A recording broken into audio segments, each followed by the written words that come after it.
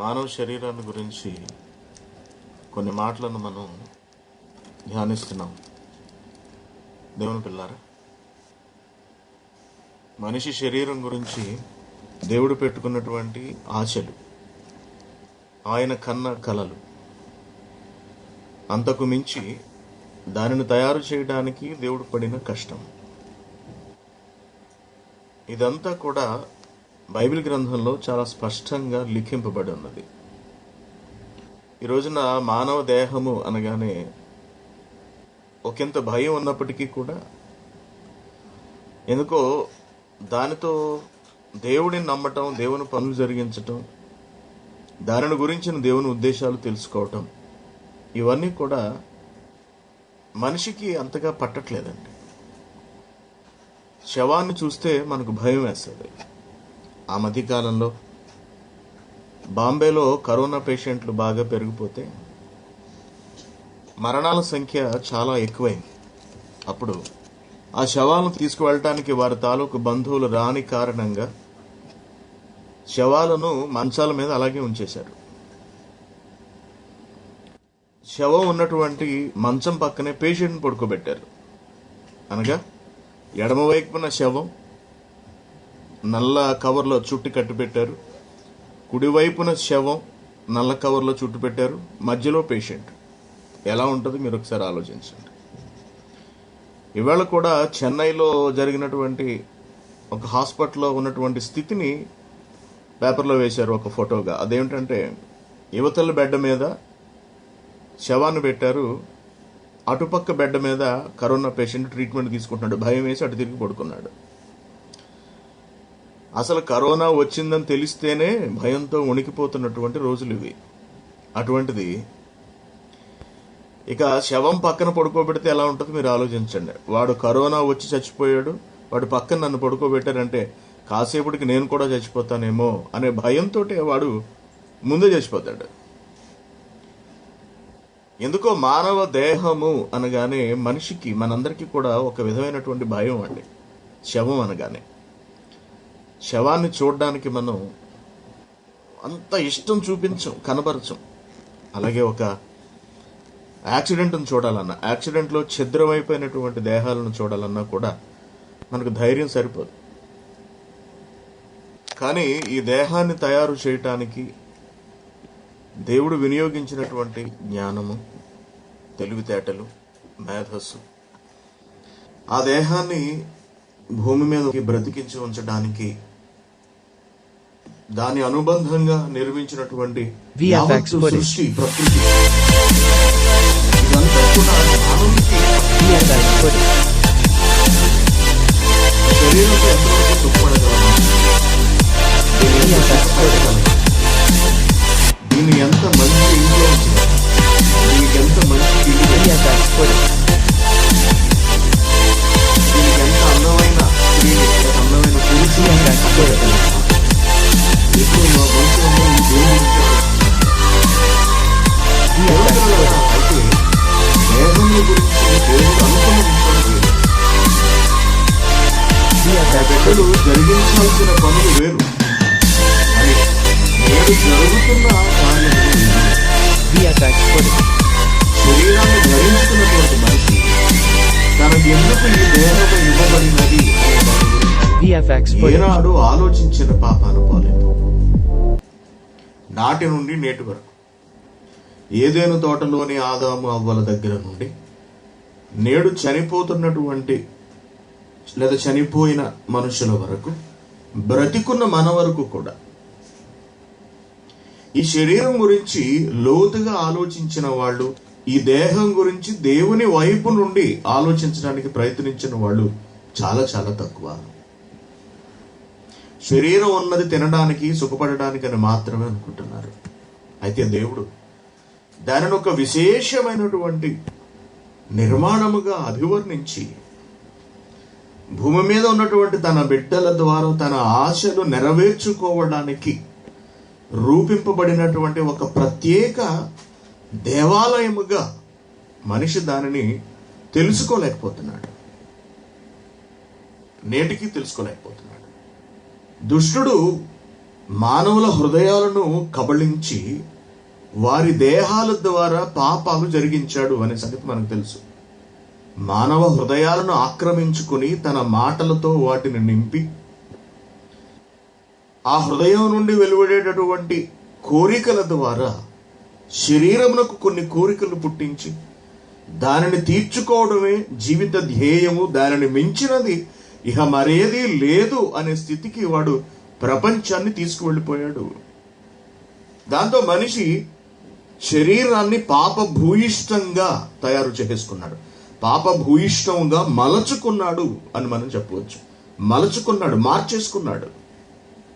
ఈ రోజున సకల పాపాలకు నిలయం అయిపోయింది మానవ దేహము. సకల పాపాలకు ఈ ప్రపంచంలో ఒక మనిషి ఒక నేరం చేశాడు అంటే అది కేవలం శరీరంతోటే జరుగుతుంది అన్నది మనకు తెలుసు. ఆ నేరం హృదయంలో జరిగిన దానిని ఆచరించేది మాత్రం శరీరంతోటే.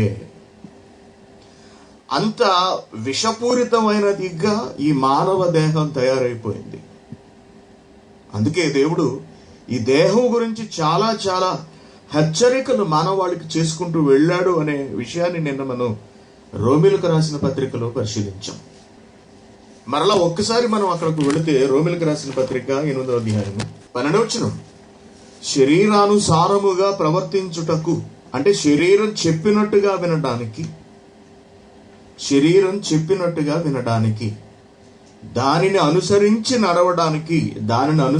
నడవడానికి మనం ఎవరిని పెళ్లి చేసుకున్నామో వారు మనలను పురుషులను అనుసరించి నడవలసి ఉంటుంది. అది రూల్. బిడ్డలు తల్లిదండ్రులను అనుసరించి నడుచుకోవాలి, అది రూల్. మానవ దేహము ఆత్మను అనుసరించి నడుచుకోవాలి, అది రూల్. దేవుడు పెట్టినటువంటి రూల్.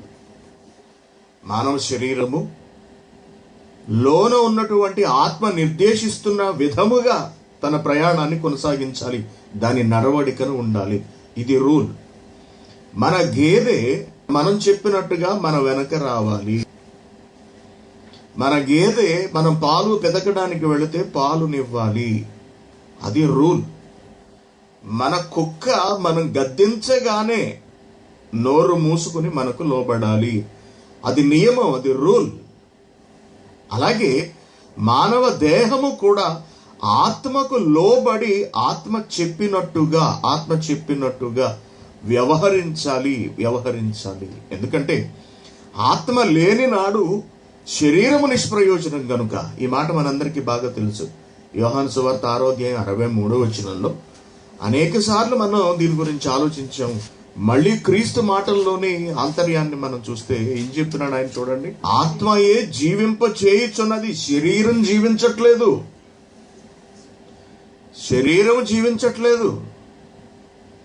ఆత్మ జీవింప చేస్తోంది శరీరాన్ని. అర్థమైంది కదండి? ఆత్మయే జీవింప చేయుచున్నది. ఈ ఆత్మ లేని నాడు శరీరము నిష్ప్రయోజనము. భర్త లేని నాడు భార్య బ్రతుకు నిష్ప్రయోజనము. ఈ మాట వాస్తవాన్ని మనం అనుకుంటే, అనగా ఒకరు శరీరము మరొకరు ఆత్మగా బ్రతకాలి అన్నది దేవుని నియమం. స్త్రీ శరీరం అయితే ఆ స్త్రీని జీవింపచేసేవాడు భర్త, శిరస్సై నడిపించేవాడు భర్త. కాబట్టి భర్తకు లోబడి స్త్రీ బ్రతకాలి, అది నియమం. అయితే నియమాన్ని తిరగేయడం మనకు బాగా అలవాటు. ఇక్కడ ఆత్మయే జీవింప చేయుచున్నది, శరీరము కేవలము నిష్ప్రయోజనము అన్న మాట తిరగబడిపోయింది. ఎలా అయిందంటే శరీరమే నడిపించుచున్నది, ఆత్మ కేవలము నిష్ప్రయోజనమైపోయింది. అసలు ఆత్మ అన్న దాని గురించే చాలా మందికి సరిగా తెలియదు. ఆత్మను అనుసరించి శరీరాన్ని మలచాలి, వంచాలి అన్న సంగతి కూడా ప్రపంచానికి తెలియదండి. ఆత్మజ్ఞానం లేదు ఈ సమాజానికి. శరీర జ్ఞానం ఉంది, శరీరాన్ని సుఖపెట్టే జ్ఞానం ఉంది, శరీరాన్ని ఆనందింపచేసే జ్ఞానం ఉంది. తాగుబోతుల విందులు శరీరానికి చాలా ఆనందాన్ని ఇస్తాయి, మనకు తెలుసు. త్రాగుబోతుల విందులు అంటే మందు పార్టీలు అండి. పురుషులకు దానంత ఖుషి అసలు ఇంకొకటి ఉండదు. మందు అలవాటు ఉన్న వాళ్ళకి, మద్యపానం అలవాటు ఉన్న వాళ్ళకి. అది లేని వాడికి వ్యభిచారములు చాలా చాలా సంతోషాన్ని ఇస్తాయి. వ్యభిచారము, అల్లరితో కూడిన ఆటపాటలు అన్నాడు చూసారా అండి. అల్లరితో కూడిన ఆటపాటలు అనగా ఇదేనండి. త్రాగుతూ తింటూ స్త్రీ పురుషులు ఇరువురు కలిసి తందనాలు ఆడటం, అది అల్లరితో కూడిన ఆటపాటలు ఒక రకంగా మనం చెప్పాలంటే. అదే మనకు తెలిసినటువంటి నైట్ క్లబ్లు, ఈ రేవ్ పార్టీలు, ఆడ మగలు కలిసి డాన్సులు వేస్తుంటారు, బట్టలు ఇప్పుకొని డాన్సులు వేస్తుంటారు. ఇవన్నీ అల్లరితో కూడిన ఆటపాటలు. వీటన్నిటినీ జరిగించడం శరీరమునకు చాలా చాలా ఇష్టం. అయితే ఆ పనులు ఆత్మకి ఇష్టం ఉండవు, అది గమనించవలసింది. ఆత్మకి ఇష్టం ఉండదు, ఆత్మ సహించదు దాన్ని. ఆత్మ ఘోషిస్తూ ఉంటుంది లో నుండి, ఇది తప్పు, ఇది మంచిది కాదు, ఇది అనర్థానికి దారితీస్తుంది, ఇది దైవ నియమానికి వ్యతిరేకం అని. అది ఏదో ఒక మూల, ఎక్కడో ఒక చోట, వాడెంత మూర్ఖుడైనప్పటికీ, వాడెంత పర్వర్టెడ్ పర్సన్ అయినప్పటికీ కూడా ఎక్కడో ఒక చోట వాడికి కొడుతూ ఉంటుంది. అది ఆత్మఘోష అని మనం చెప్పవచ్చు. లోక పరిభాష నేను మీకు చెప్తున్నాను. కాబట్టి ఆత్మను అనుసరించవలసిన శరీరం కాస్త ఆత్మను లోపరు చేసుకుని, లేక ఆత్మను నిర్లక్ష్య పెట్టి శరీరము ఆత్మను అనుసరించేటట్టుగా చేసుకుంటోంది. అందుకే రోమీయులకు రాసిన పత్రికలో ఆ మాటను అంత స్పష్టంగా పౌలు గారు ప్రస్తావించడానికి కారణం ఏమంటున్నాడు చూడండి. శరీరానుసారముగా ప్రవర్తించుటకు. మనము శరీరమునకు రుణస్థులము కాము, మనం ఆత్మానుసారంగా ప్రవర్తించి ఆత్మ రుణాన్ని తీర్చుకోవాలి. అది అక్కడ పౌలు గారు చెబుతుంటారు. కానీ మనం ఏం చేస్తున్నాం? ఆత్మను పక్కకు నెట్టి శరీర అనుసారముగా అంటే శరీరం ఎలా అనుసరిస్తుంది? శరీరం ఎటు తీసుకెళ్తుంటుంది? శరీరం ఎప్పుడు సుఖాల వైపే తీసుకెళ్తుంటుంది. నిన్న మనం చూసాం కదండి శరీర కార్యాలు. ఈ శరీర కార్యాలు అన్నిటిలో కూడా జారత్వము, అపవిత్రత, కాముకత్వము, విగ్రహారాధన, ఈ 4 కూడా సుఖానికి సంబంధించినవి. శరీర సుఖాలు, కోరికలు తీర్చుకోవడానికి సంబంధించినవి. తర్వాత ఏమిటి? అభిచారము, ద్వేషము, కలహము, మత్సరము, క్రోధము, కక్షలు, భేదములు, విమతములు, అసూయలు, మత్తతలు, అల్లరితో కూడిన ఆటపాటలు. ఇవన్నీ ఏమిటి? కోరికలు తీర్చుకోవడం కాకుండా ఎదటి వాడిని మట్టు పెట్టడానికి సంబంధించినవి. ఈ 4 మనలోనివి అయితే, మనలో మనం సుఖపడడానికి జరిగేవైతే, మిగిలినవన్నీ కూడా శరీరం నుంచి పుట్టుకొచ్చేటటువంటి ఆగ్రహాన్ని, క్రోధాన్ని, కక్షను అమలు చేయడానికి గాను ఉపయోగపడేవి. ఈ శరీరం నుండి బయటకు వచ్చేవి. వీటిని చేయడానికి శరీరం ఇష్టపడుతుంది. వీటిని కాకుండా ఇంకేమైనా చేస్తుందేమో ఆలోచించండి. వీటిలో ఒకదానికి కూడా మనం ఇంతవరకు పడలేదేమో ఒకసారి ఆలోచించండి. ఒక్కదానిలో కూడా, శరీర కార్యాల్లో ఒక్కదాన్ని కూడా నేను ఇంతవరకు అనుసరించలేదండి అని మనం ధైర్యంగా చెప్పుకోగలమా? అలా కాకుండా అసలు మీరు ఎన్ని అనుసరించారో చెప్పండి అంటే, ఇప్పుడు ఇందులోంచి ఎన్ని తీసేయమంటారు చెప్పండి? శరీర కార్యాల్లోంచి మీరు అనుసరించినది ఒకటి తీసేద్దాం చెప్పండి అంటే ఎన్ని కొట్టేయమంటారు చెప్పండి అంటే, ఉంచండి అండి, ఉంచండి అంటాం. ఎందుకంటావు? ఎందుకు ఉంచమంటావు? వాటి అన్నిటినీ మనం అనుసరిస్తున్న వాళ్ళమే. అల్లరితో కూడిన ఆటపాటలు అంటే మనకు మహా ఇష్టం. కక్ష పెంచుకోవడం అంటే ఆటోమేటిక్గా దాని గురించి చెప్పాల్సిన అవసరం. ద్వేషములు, కలహములు, క్రోధములు, మత్సరములు, భేదములు, మనకేమైనా కొంచెం దూరంగా ఉన్నది ఏదైనా ఉన్నది అనుకుంటే అభిచారములు అన్నాడు చూసారా అండి. అభిచారము అనగా మంత్రతంత్రాలకు సంబంధించినటువంటి హోమ కర్మములు తదితరములైన వాటిని నమ్మి అనుసరించటం. వాటికి ఒకవేళ మనం కొంచెం దూరంగా ఉంటామేమో, మిగిలినవన్నీ మన ఒంట్లో బాగా పైనుంచి కిందకు తిరుగుతూ ఉంటాయి శరీర కార్యములు. వీటన్నిటినీ చేయడం శరీరానికి ఇష్టం, చేయమంటూ ఉంటుంది. అది దాని అలవాటుగా మలచుకున్నది. దానికి శాంతం ఇష్టం ఉండదు,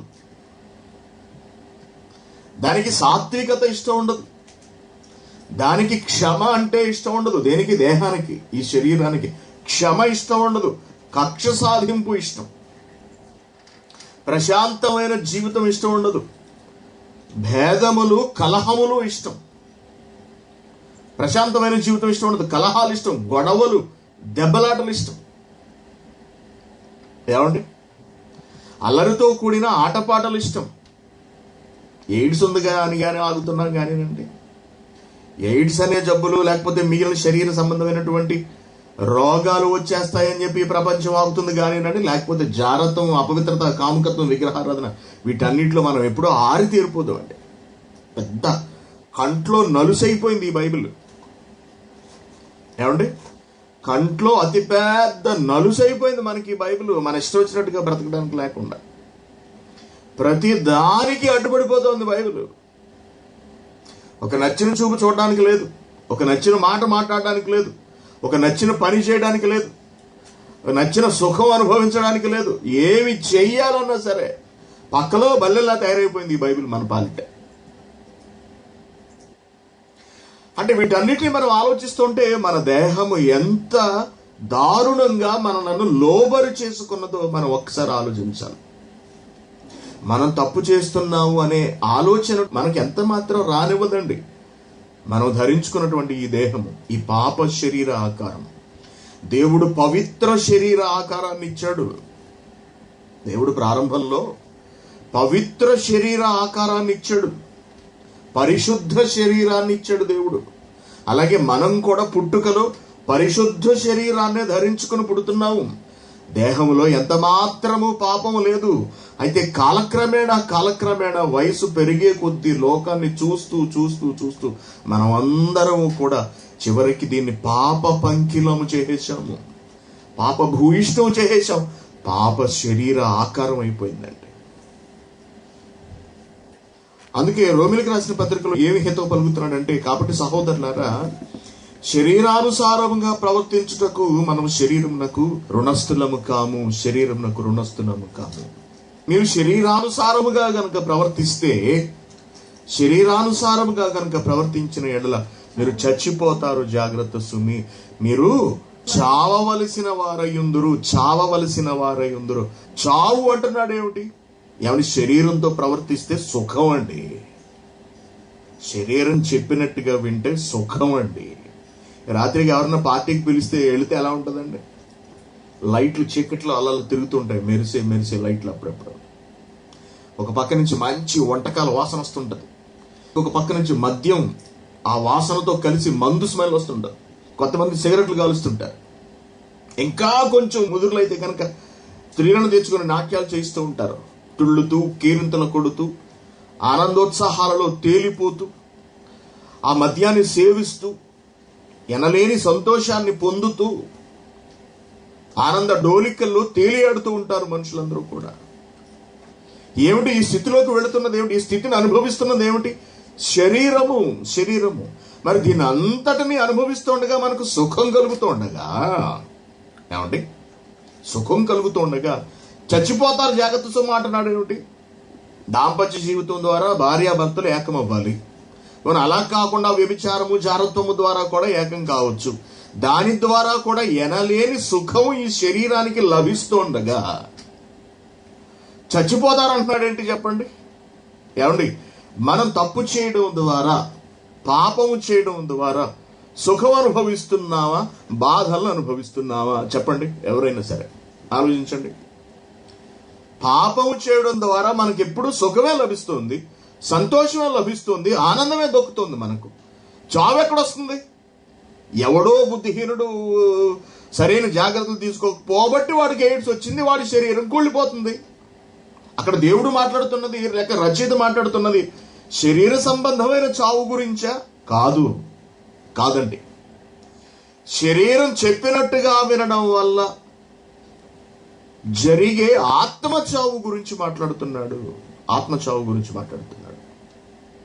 మనం శరీరానుసారముగా ప్రవర్తించిన ఎడల చావవలసిన వారమై పొందుము అంటున్నాడు. మీరు శరీరానుసారముగా ప్రవర్తించిన ఎడల, శరీర కార్యాలు అనుసరించి మనం వెళితే, జారత్వానికి మనం అమ్ముడుపోతే.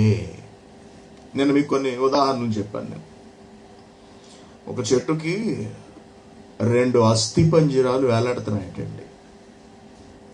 ఒక అడవిలో ఒక చెట్టుకి 2 అస్థి పంజరాలు వేలాడుతున్నాయి. వాటికి బట్టలు తొడుగున్నాయి. ఒక స్త్రీ, ఒక పురుషుడు. పక్కనే మోటార్ సైకిల్ ఉంది. స్విచ్ ఆఫ్ చేసిన సెల్ ఫోన్స్ కూడా పక్కనే ఉన్నాయి. ఇందుకే వాళ్ళు ఎవరంటే అక్రమ సంబంధం పెట్టుకున్నటువంటి ఒక జంట. సమాజంలో అవమానాన్ని తట్టుకోలేక ఇద్దరు కలిసి ఎక్కడికో అడవి లోపలికి వెళ్ళిపోయి అక్కడ ఊరేసుకు చచ్చిపోయారు. అంత లోపలికి మనుషులు అప్పటి వరకు వెళ్ళలేదు. సడన్ గా ఎవరో గేదెలు మేపుకుంటూ వెళ్ళేటప్పటికి ఆ రెండు దేహాలు ఇంక అనకూడదు, ఎందుకంటే మాంసం మొత్తం కుళ్ళిపోయి ఆ అస్థిపంజరం నుండి కింద పడిపోయి పురుగులు పట్టి మట్టిలో కలిసిపోయింది, అంతర్ధానం అయిపోయింది. అప్పటికే జస్ట్ అస్థిపంజరాలకు బట్టలు చుట్టబడి ఉండి వేలాడుతున్నాయి అంతే. అది చూసి ఎవరో పోలీసులకు సమాచారం అందిస్తే పోలీసులు వచ్చి ఆ బండి నెంబర్ను బట్టి ఆ సెల్ ఫోన్ ఆన్ చేసి చూస్తే ఫలానా ఫలానా వాళ్ళు, వీళ్ళిద్దరూ తప్పిపోయినట్టుగా మిస్సింగ్ కేసులు పోలీస్ స్టేషన్లో నమోదయ్యాయి. ఆమె కనపడటం లేదు, అతడు కనపడటం లేదండి. అదేమిటో తెలుసా అండి? అదేమిటో తెలుసా? జారత్వము మరియు వ్యభిచారము మరియు విగ్రహారాధన.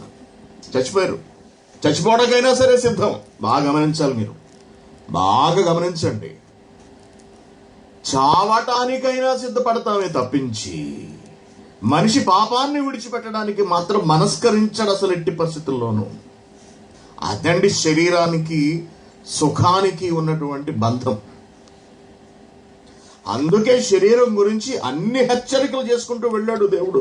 ఒకదానికి అలవాటు పడితేనండి ఇక దాన్నే కావాలంటుంది శరీరం. అదే కావాలి, అదే కావాలి, అదే రుచి ప్రతిరోజు చూపించాలి, అదే సుఖం ప్రతిరోజు అందించాలి. ఒక మద్యానికి అలవాటు పడటం కానీ, ఒక మాదక ద్రవ్యాలకు అలవాటు పడటం కానీ, లేకపోతే శారీరక లైంగిక సుఖాలకు అలవాటు పడటం కానీ, వాటిలోకి ప్రవేశించిన వాళ్ళు బయటికి రావడం చాలా చాలా కష్టం. మీరు అబ్జర్వ్ చేయండి. అలాగే ఒక సిగరెట్లకి అలవాటు పడిన వాళ్ళు, ఇటువంటివి చాలా ఉన్నాయి. ఇవన్నీ శరీర కోరికలకు సంబంధించినవి. కొంతమంది వ్యభిచారాన్ని మానుకోలేరండి. మానుకోలేరు. ఎందుకు మానుకోలేకపోతున్నారు? శరీరాన్ని అనుసరిస్తున్నారు. శరీరం కావాలంటుంది. శరీరం మాట వినట్లేదు, కంట్రోల్లో ఉండట్లేదు.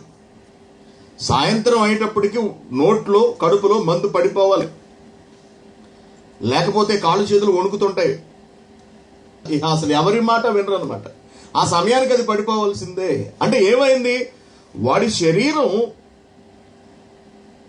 దానికి అలవాటు పడిపోయింది, దాన్నే కోరుకుంటుంది. అది లేకపోతే చచ్చిపోయే పరిస్థితికి వెళ్ళిపోవడానికి కూడా తెగించేస్తుంది మానవ దేహం.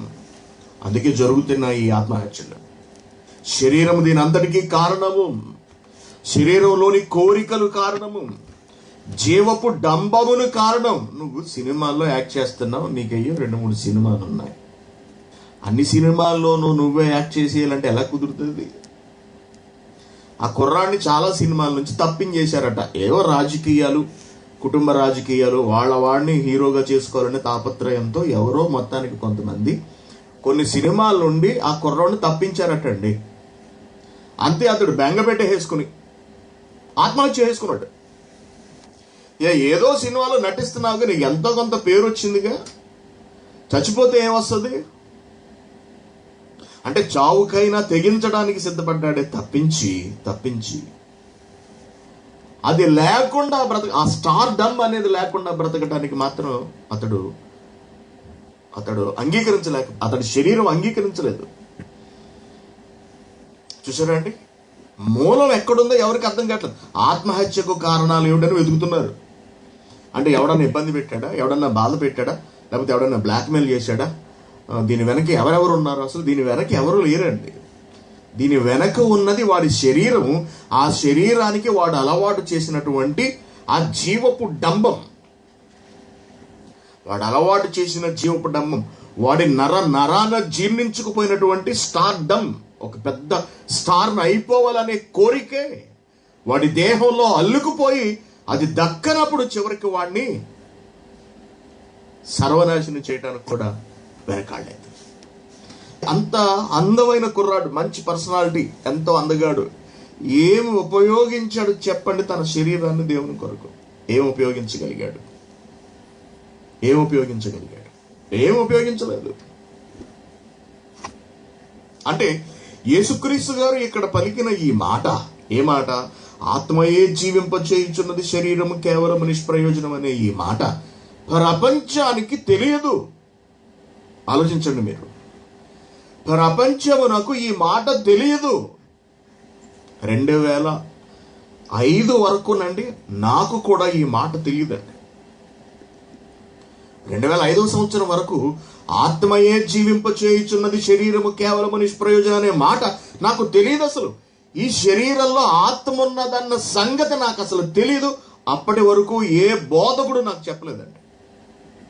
నేను ఆశ్చర్యపోయిన, నా జీవితంలో నేను తిన్నటువంటి షాకుల్లో అది అతి పెద్దదన్నమాట. ఆత్మయే జీవింపచేయుచున్నది, శరీరము కేవలము నిష్ప్రయోజనం. లోపల ఆత్మ ఉంది, ఆత్మానుసారముగా శరీరము నడవాలి. కానీ శరీరానుసారముగా ఈరోజు ఆత్మ లొంగిపోతుంది. ఆత్మను లొంగదీసేస్తున్నాడు మనిషి, లేదా ఆత్మను పక్కకు నెట్టేస్తున్నాడు. అందుకే ఈ రోజున ఈ ప్రపంచపు దుస్థితి, దేహాన్ని దేవుని కొరకు వినియోగించని మానవాళిపై దేవుడు విసిరిన పంజా ఇది, ఈ కరోనా అని మనం చెప్పవచ్చు. శరీరాన్ని ఎందుకు ఉపయోగించాలో తెలియక, అసలు దేహం ఎవరిచ్చారన్న దాన్ని ఏనాడు ఆలోచించక, దాన్ని సుఖపడటం కొరకు చాలా జాగ్రత్తగా దాచుకోవడం కొరకు మాత్రమే ఆలోచిస్తున్న ఈ ప్రపంచానికి దేవుడు విధిస్తున్నటువంటి శిక్ష ఈ కరోనా. అమెరికాలో క్రైస్తవ దేశంగా చలామణి అవుతుంది ఈ రోజున అమెరికా. క్రైస్తవ దేశం అంటారు అందరూ. అధిక సంఖ్యాకులు క్రైస్తవులు.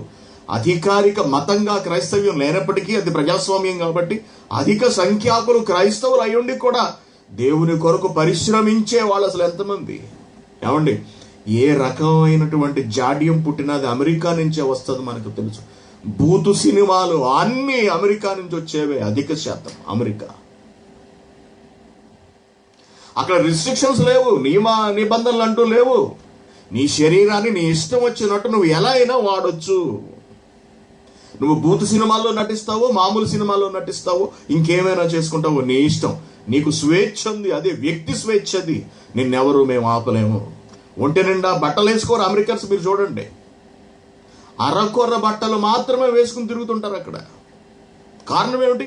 అది మా అభిష్టం, నాకు అలా వేసుకోవాలి అనిపిస్తుంది, అది నా ఇష్టం, నా ఒళ్ళు నా ఇష్టం అంటుంటారు. ఈరోజు మానవ దేహాలను సామూహికంగా చంపేసేటటువంటి భయంకరమైన అణ్వాయుధాలు అమెరికాలో ఉన్నాయి. ప్రపంచం అంతా భయపడిపోతుంది. కారణం ఏంటో తెలుసా? దానికి ఉన్నటువంటి టెక్నాలజీ మరియు ఆయుధ సంపత్తి, సైనిక సంపత్తి. దేని కొరకు? ఎవరిని ఉద్ధరించడానికి, ఎవరిని బాగు చేయడానికి. అందుకే ప్రపంచంలో ఆ దేశం ఈ దేశం అని లేకుండా ప్రతి దేశం నుండి శరీరాలు శవాలుగా తేలుతున్నాయి. మీరు గమనించండి. భారతదేశము, అమెరికా, భారతదేశం పరిస్థితి ఎలా ఉండబోతుందో చూడండి రాబోయే రోజుల్లో. సగటున రోజుకు 11,000 కేసులు, రాత్రికి రాత్రే ఆకస్మికంగా 2,000 చావులు కొత్తగా నోట్ అయ్యాయి.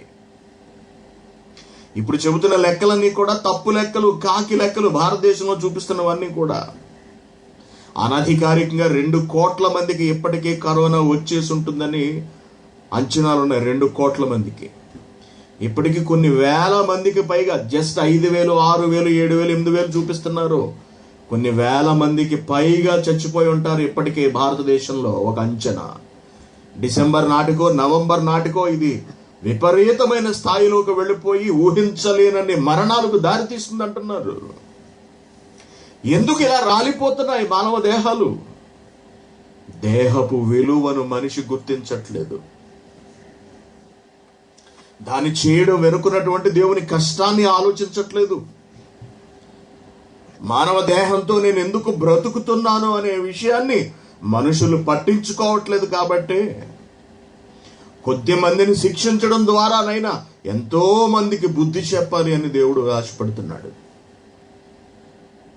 దేవుని పిల్ల పెద్ద ఇష్యూ చేసేస్తున్నారు, అతడు చచ్చిపోయాడని. కరోనా వచ్చి ఎంతమంది బావట్లేదండి? ఏమన్నా పెద్ద దేశ సేవ చేసి చచ్చిపోయాడా? ఎప్పుడో ఎవరికో ఒక అభిమానితో మాట వచ్చిందని అతనికి ₹1,00,00,000 ఇచ్చాడంటాడు, కేరళలో ఉన్నటువంటి ఒక అభిమానికి. అతనికి ఎన్నో కోట్లు ఉన్నాయి కాబట్టి ₹1,00,00,000 ఇచ్చాడు. పెద్ద హంగామా చేసేస్తున్నారు, ఎవరో దేశభక్తుడు చచ్చిపోయినట్టు, లేకపోతే దేశానికి స్వతంత్రం తీసుకొచ్చిన నాయకుడు పోయినట్టుగా మాట్లాడుతున్నారు అతని చావు గురించి. కాబట్టి ప్రియమైన దేవుని పిల్లలారా, శరీరానుసారముగా నడుచుకొనుటకు మనమేమి శరీరమునకు రుణస్థులం కాదండి. శరీరమునకు రుణస్థులము కాము. మనం శరీరానికి అచ్చి ఉండలేదు ఏమి, ఆత్మకు రుణస్థులము. ఆత్మకు రుణస్థులం. అందుకే శరీర విషయంలో చాలా చాలా జాగ్రత్త వహించమని దేవుడు అనేక సందర్భాలలో హెచ్చరించాడు. చాలా జాగ్రత్తగా ఉండాలి మీరు శరీర విషయంలో. ఈ శరీరం మిమ్మల్ని మట్టు పెడుతుంది, ఈ శరీరం మిమ్మల్ని మోసగిస్తుంది అని చెబుతున్నాడు. ఎస్, మోసగిస్తుందండి. మనం ఒకటి చెయ్యాలనుకుంటే దాన్ని చెయ్యనివ్వకుండా మరొక పని చేసేటట్టుగా మనల్ని ప్రేరేపించేస్తుంది. ఈ శరీరం పురికొల్పుతుంది, అనగా రెచ్చగొడుతుంది. పక్క అధ్యాయంలో చెబుతున్నాడు చూడండి, దేవుని మాటకు, దేవుని ఆజ్ఞకు, శరీరపు కోరికలకు మధ్య నలుగుతున్నటువంటి ఒక మనిషి ఆలోచన విధానం ఎలా ఉంటుందో పౌలు గారు ఈ పత్రికలో వివరిస్తున్నాడు చాలా అద్భుతంగా. ఇటు దేవుని మాట, అటు శరీర స్వభావం అనగా శరీర కోరికలకు ఈ దేహం అర్రులు చాచడం, ఈ రెండింటి మధ్యలో బడి ఎలా సతమతం అవుతుంది ఆత్మ అన్నది తెలియజేస్తున్నాడు. గమనించండి. రోమీయులకు రాసిన పత్రిక 7వ అధ్యాయం 14వ వచనం. దేవుని వాక్కు శరీర కోరిక, దేవుని ఆజ్ఞ శరీర కోరిక, ఈ రెండింటిని మధ్యన పడి నలుగుతున్న మనిషి ఆలోచన ఎలా ఉంటుంది? ధర్మశాస్త్రం దేవుని ఆజ్ఞ, లేక ఇప్పుడున్న కొత్త నిబంధన ఏదైనా సరే తీసుకోండి, మొత్తానికి దేవుని మాట. ధర్మశాస్త్రం ఆత్మ సంబంధమైనదని ఎరుగుదుము. అయితే నేను పాపమునకు అమ్మబడి శరీర సంబంధినైతే, చూడండి, ధర్మశాస్త్రం, దేవుని ఆజ్ఞ, దేవుని వాక్యము, దానికి లోబడాలి ఎవరైనా సరే. అయితే ఏం జరిగిందట? నేను పాపమునకు అమ్మబడి శరీర సంబంధినై ఉన్నాను. శరీర సంబంధిని అయిపోయాను. శరీరం ఎట్లా లాగుతుంది? శరీర కార్యాల వైపు లాగుతుంది. ఆత్మ ఎటు లాగుతుంది? ఆత్మ ధర్మశాస్త్రం, దేవుని చట్టం వైపుకు లాగుతుంది, లేకపోతే దేవుని వాక్యం వైపుకు లాగుతుంది, దేవుని ఆజ్ఞ వైపుకు లాగుతుంది. ధర్మశాస్త్రం ఆత్మ సంబంధమైనది నిరుగుదుము. అయితే నేను పాపమునకు అమ్మబడి, ధర్మశాస్త్రమునకు కాక పాపమునకు అమ్మబడి శరీర సంబంధిని అయిపోయి ఉన్నాను. ఎలయనగా నేను చేయునది నేనెరుగను, నేను చేయ నిశ్చయించున్నది చేయక ద్వేషించున్నది చేయుచున్నాను. పాపమును ద్వేషిస్తున్నాను, కానీ పాపాన్ని చెయ్యకుండా ఉండలేకపోతున్నాను. సంఘర్షణ చూసారండి ఎలా ఉందో? వాక్యమునకు పాపమునకు మధ్యన ఉన్నటువంటి సంఘర్షణ.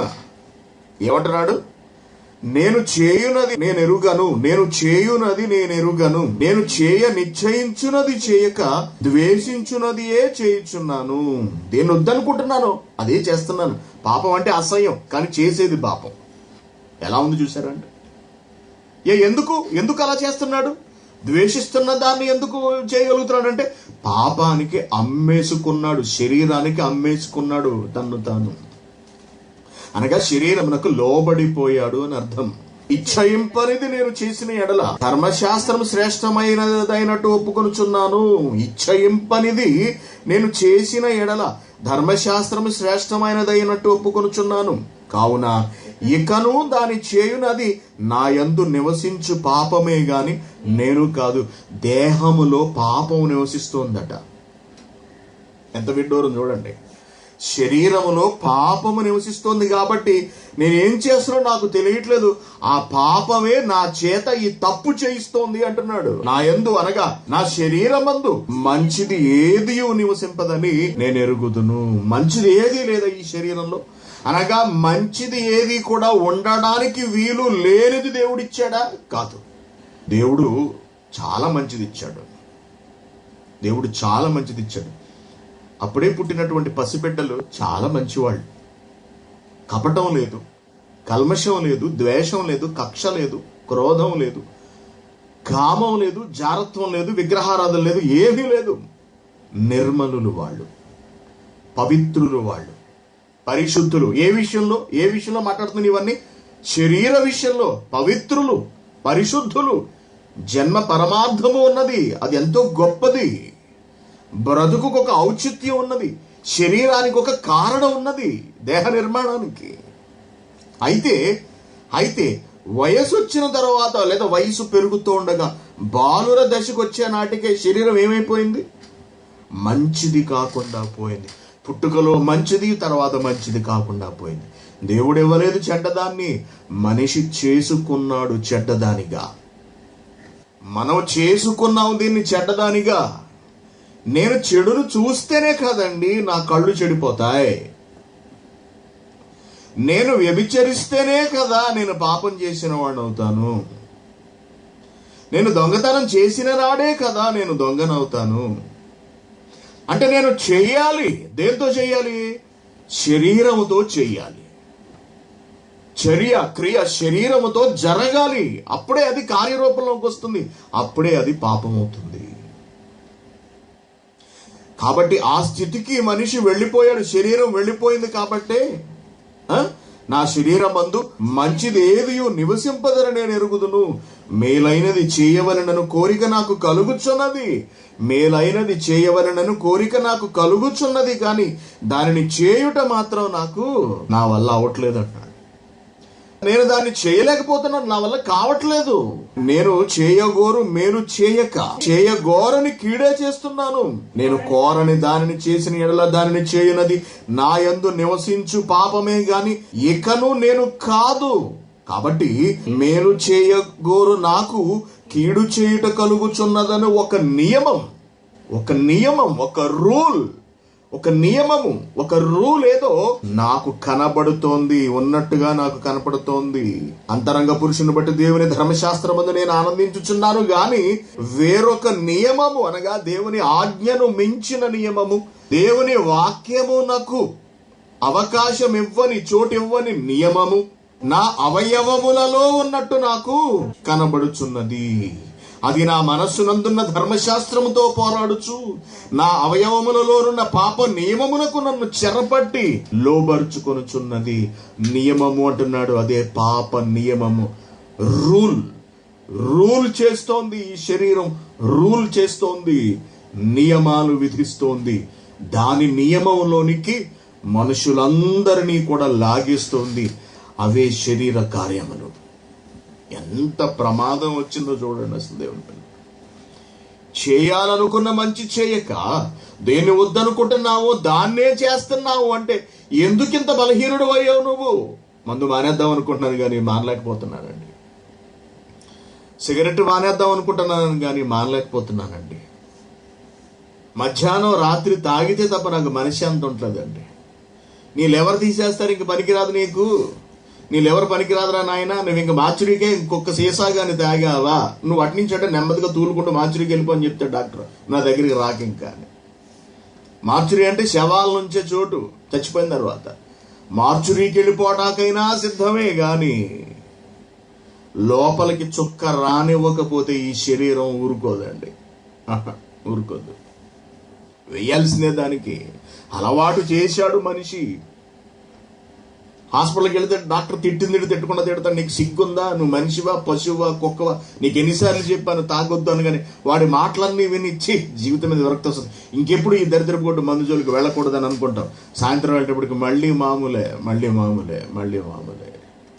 అలాగే వ్యభిచారం. ఆ సుఖానికి అలవాటు పడిపోయి, ఆ స్పర్శకు అలవాటు పడిపోయి శరీరం దాన్నే కావాలంటుంది. సమాజం దాన్ని గమనించి మొహాన్న ఉమ్మేసి నీకు ఇదేం పాడు బుద్ధి అని అవమానించినప్పుడు చిచి ఇంకెప్పుడు ఇటువంటి చెడ్డ పనులు చేయకూడదు అని కొంతకాలం ఈ శరీరాన్ని కంట్రోల్లో పెట్టి ఉంచుతాం, తొక్కి పెట్టి ఉంచుతాం. తర్వాత మళ్ళీ నెమ్మదిగా కుక్కలాగా వాసన చూసుకుంటూ బయలుదేరిపోతాం మనం. ఇది శరీరపు పరిస్థితి. ఇలా అయిపోయిందండి ఈ రోజున. బానిసలు అంటాడు, అందుకే బానిసలు. లోబడిపోయాము, అందుకే లోబడిపోయాం మనం. శరీరము లోపరి చేసుకుంది. పక్కకి వెళ్ళేటప్పటికి ఒక మంచి సందర్భం ఉంటుందండి. 6వ అధ్యాయం 16వ వచనం. లోబడుటకు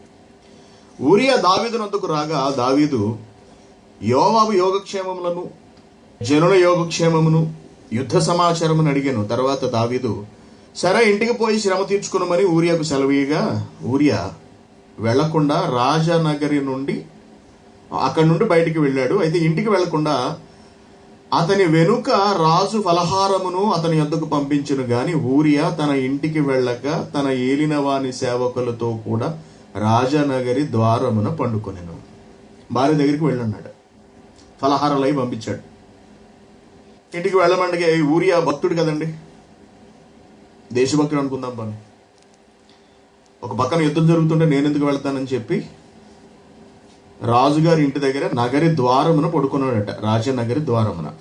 ఊరియా తన ఇంటికి పోలేదన్న మాట దావీదుకు వినపడినప్పుడు దావీదు ఊరియాను పిలిచి, నీవు ప్రయాణం చేసి వచ్చితివి కదా, ఇంటికి వెళ్ళకపోతేవేమని అడుగగా ఊరియా అంటున్నాడు, మందసమును ఇశ్రాయేలు వారును యూదా వారును గుడారములలో నివసించుచుండగను నా అధిపతియగు యోవాబును నా ఏలినవాడవగు నీ సేవకులు బయట దండులోనుండగను భోజన పానములు చేయుటకును నా భార్య యొద్ద పరుండుటకును నేను ఇంటికి పోదునా.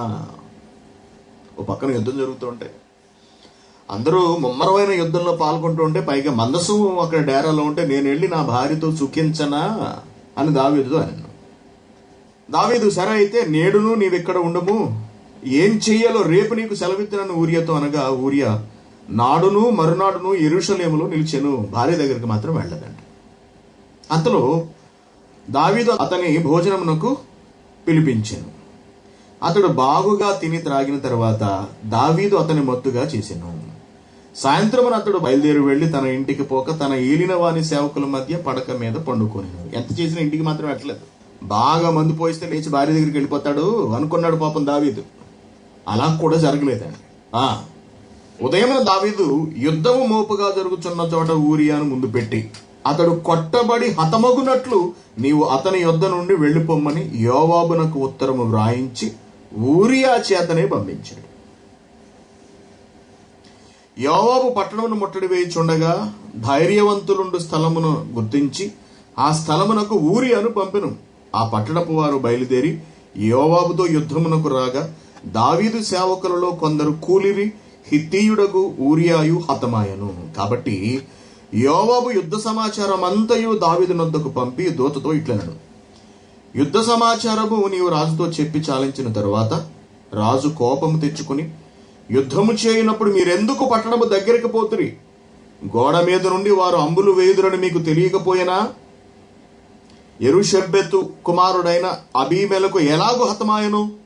ఒక స్త్రీ తిరగటి రాయి తునక ఎత్తి గోడ మీద నుండి అతని మీద వేసినందున అతడు తేబేసు దగ్గర హతమాయను కదా. ప్రాకారము దగ్గరకు మీరెందుకు పోతిరని నిన్ను అడిగిన ఎడల నీవు తమరి సేవకుడకు ఊరియాయు హతమాయనని చెప్పుమని బోధించి దూతను పంపెను.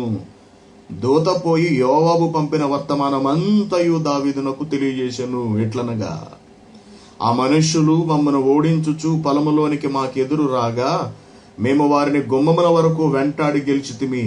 అప్పుడు ప్రాకారము మీద నుండి విలుకాండ్రు తమ సేవకుల మీద అంబులు వేయగా రాజు సేవకులలో కొందరు హతమైరి, తమరి సేవకుడైన హిత్తీయుడకు ఊరియా కూడా హతమాయను. అందుకు దావీదు, నీవు చింతపడకుము, ఖడ్గము ఒకప్పుడు ఒకరి మీదను ఒకప్పుడు మరి ఒకరి మీదను పడుట కద్దు, సాధారణమే. పట్టణం మీద యుద్ధము మరి బలముగా జరిపి దానిని పట్టుకొనమని చెప్పి నీవు యోవాబును ధైర్యపరచి చెప్పుమని ఆ దూతకు ఆజ్ఞ ఇచ్చి పంపెను. ఊరియా భార్య తన భర్తయగు ఊరియా హతమైన సంగతి విని తన భర్త కొరకు అంగలార్చెను. అంగలార్పు కాలము తీరిన తరువాత దావీదు దూతలను పంపి ఆమెను తన నగరికి తెప్పించుకొనగా ఆమె అతనికి భార్య అయి ఒక కుమారుని కనెను. అయితే దావీదు చేసినది అతనికి చాలా బాగా నచ్చింది. ఎవరికి? దావీదుకి. దావీదు చేసింది దావీదుకి చాలా చాలా చాలా బాగా నచ్చింది. చాలా ప్లాన్లు వేశాడు. ఈ అధ్యాయం అంతటినీ కనుక మనం కాస్త లోతుగా ఆలోచిస్తే చాలా ప్లాన్లు వేశాడు. ముందు ఇంటికి పంపిద్దామని ట్రై చేశాడు, ఇంటికి వెళ్ళలేదు. తర్వాత తన దగ్గరికి రప్పించుకుని మందు పోశాడు. బాగా మందు మత్తులో భారీ గుర్తొస్తుందేమో, అక్కడికి వెళ్ళిపోతాడేమో అనుకున్నాడు, అప్పుడు వెళ్ళలేదు. ఇక లాభం లేదని పాపం ఉత్తరం రాసి ఊరియా చేతికే ఇచ్చి పంపించి చంపించేశాడు.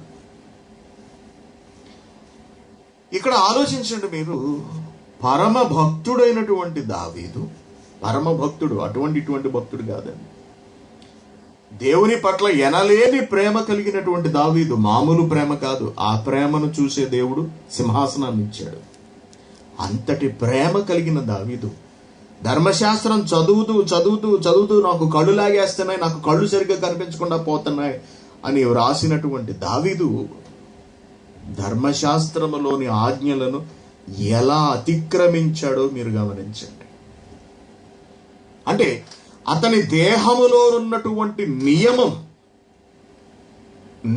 అన్నాడు చూసారండి రోమిలకు రాసిన పత్రికలో.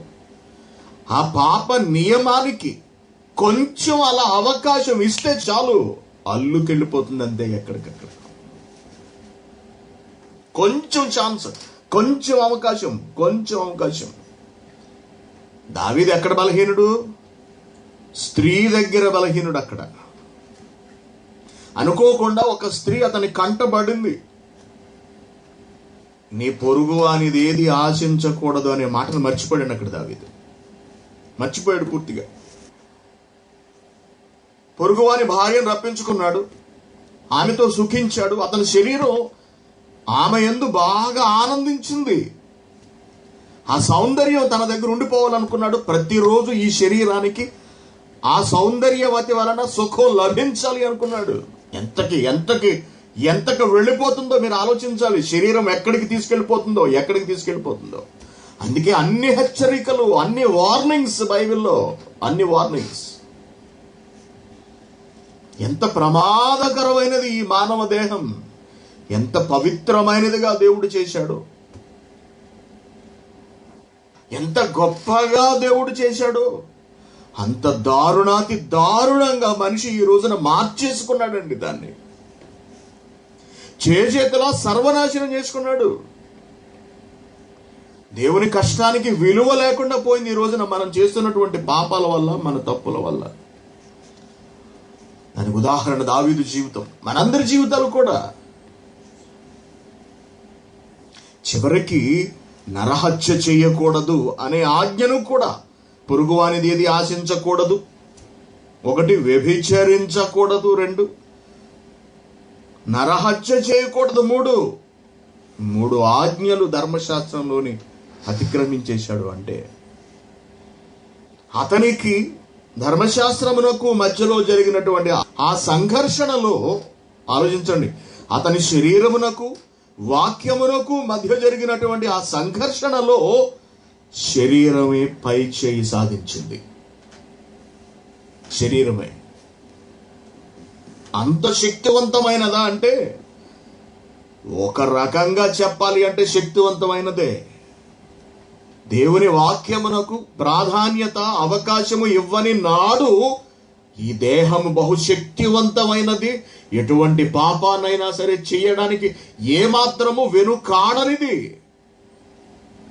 నన్నెవడు అడుగుతాడు అనుకున్నాడు దావీదు. నేను రాజుని, చంపిస్తాను ఊరియాను అవసరమైతే, భార్యను తెచ్చుకుంటాను, ఎవడి భార్యనైనా సరే నేను తెచ్చుకుంటాను అనుకున్నాడు. చుట్టుపక్కల అప్పటికే ఆయన పెద్ద రాజు, పెద్ద పేరునికి గనవాడు. అయితే అతను చేసిందంతా అతని శరీరానికి చాలా చాలా బాగా నచ్చింది, కానీ దేవుడికి నచ్చలేదండి. దావీదు చేసినది యెహోవా దృష్టికి దుష్కార్యము. ఎంతకి దిగజారావు నువ్వు దావీదు. దిగజార్చేసింది ఏదో తెలుసా అండి? శరీరం, దేహము. అందుకే శరీరమును అనుసరింపక అని అంత పెద్ద పదం. శరీరమును అనుసరింపక. శరీరం ఏదైనా కావాలంటుందండి. శరీరం దేన్నైనా కావాలంటుంది, ఏది పడితే అదే కావాలంటుంది. దాన్ని నియంత్రించడంలోనే ఉన్నది అసలు విషయం అంతా. కాబట్టి ప్రియమైన దేవుని పిల్లరా, దేహాల విలువ మానవ ప్రపంచం గుర్తించట్లేదు. కాబట్టి తాము ధరించుకున్న ఈ శరీరం ఎంత విలువైనదో తెలుసుకోవట్లేదు. కాబట్టి ఆత్మయే జీవింప చేయుచున్నది, శరీరము కేవలం నిష్ప్రయోజనం అనే క్రీస్తు మాటలలో ఉన్నటువంటి ఆంతర్యాన్ని, ఆ పరమార్థాన్ని గ్రహించట్లేదు. కాబట్టే దేహాలను దేవుడు దండిస్తున్నాడు, ఆత్మలను నరకానికి పంపుతున్నాడు. అదే కరోనా. కాబట్టి శరీర విషయంలో చాలా చాలా జాగ్రత్తగా వ్యవహరించడం అవసరం. కాబట్టి దావీదు చేసినది యెహోవా దృష్టికి దుష్కార్యముగా ఉండెను కనుక దేవుడు దావీదు శరీరమునకు వ్యతిరేకంగా రంగంలోకి దిగి ఏం చెబుతున్నాడో చూడండి. ఇప్పుడు చూడడానికి టైం సరిపోదు కాబట్టి రేపు చూద్దాం. కాబట్టి ప్రేమ దేవుని పిల్లారా, జాగ్రత్త. ఈ శరీరం కావాలంటుంది, అంటది. అనకపోతే అసలు అది శరీరమే అవదు. అర్థమైందా అండి? అనకపోతే అది శరీరమే కాదు అసలు అన్న దాన్ని లొంగదీయడంలోనే ఉంది విషయం అంతా. ఆ సంగతులన్నీ మనం రేపు చూద్దాం. కాబట్టి జాగ్రత్త. ఎవరు అతీతులు కారండి దానికి. దావీదు అతీతుడు కాలేకపోయాడు, ఇస్కరియోతు యూదా అతీతుడు కాలేకపోయాడు, ఒక సంసోను అతీతుడు కాలేకపోయాడు, ఎందరో అతీతులు కాలేకపోయారు. మనం అంతకన్నా దావీదు కన్నా గొప్పవాళ్ళం. దావీదు ఎన్నో రచనలు చేశాడు, ఎన్నో కీర్తనలు రాశాడు, ఎంతో ప్రేమించిన వాడు దేవుణ్ణి. అంతకు మించిన ప్రేమికులు మనం. ఎంతటి వాడినైనా సరే లొంగదీసి కూర్చోబెట్టి తాను అనుకున్నది సాధించి తీర్చుకోగలిగేటంతటి పట్టున్నది ఈ మానవ దేహం. అంత ప్రమాదకరమైనది ఈ దేహం, ఈ శరీరం. కాబట్టి దీని విషయంలో బహుజాగ్రత్త అవసరం.